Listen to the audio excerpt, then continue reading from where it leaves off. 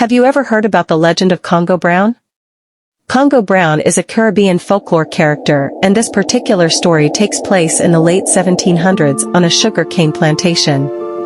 Congo Brown was known among the enslaved for his strength and spirit, a man who refused to break under the weight of the chains that bound him. Tales of his resilience spread like wildfire, whispering through the fields as the sun dipped below the horizon.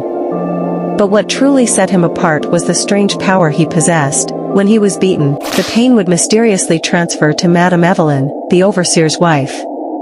The first time it happened, Congo had been caught trying to escape.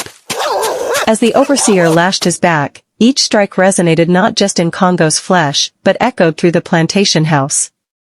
Madame Evelyn, watching from her balcony, screamed in agony as invisible lashes struck her own back.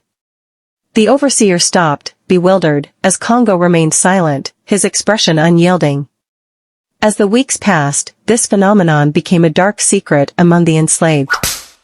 Every time Congo was punished, Madame Evelyn suffered as well. The overseer, believing her to be cursed, grew increasingly paranoid, subjecting Congo to harsher and harsher punishments, yet Congo endured.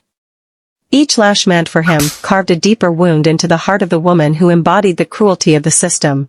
Yet, the story took a turn when Congo learned of Evelyn's hidden past. Once, she had been a spirited girl who loved to dance under the stars and dream of freedom. But greed had twisted her heart, binding her to a man who owned lives like cattle. Fueled by newfound understanding, Congo decided to confront her.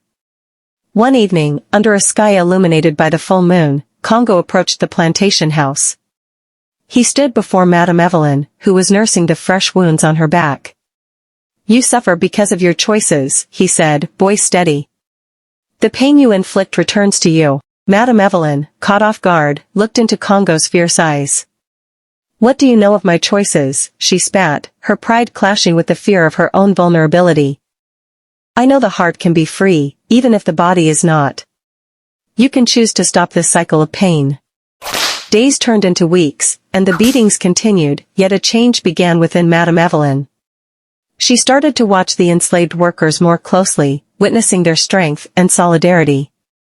The sound of laughter among them, the stories shared in the twilight, began to awaken something long dormant in her heart. One fateful night, as the moon hung high, the overseer ordered a brutal punishment for Congo. The plantation was alive with tension as whispers spread among the enslaved. As the whip cracked against Congo's back, Madame Evelyn felt each strike sear through her own flesh, a symphony of suffering that reached a crescendo. In a moment of rebellion, she threw herself between Congo and the overseer. "Stop," she screamed, her voice raw and wild. "No more." The overseer was taken aback, his authority shattered.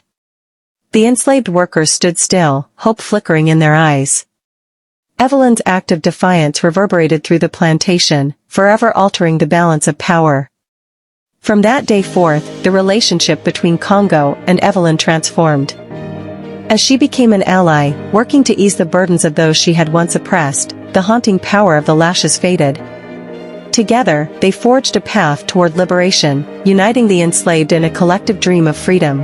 And so, the legend of Congo Brown grew, a tale of strength and compassion, echoing through the Caribbean like the waves that kissed the shores of the very land that had once held him captive. His story became a beacon, reminding all that even in the darkest times, the heart could find a way to soar free.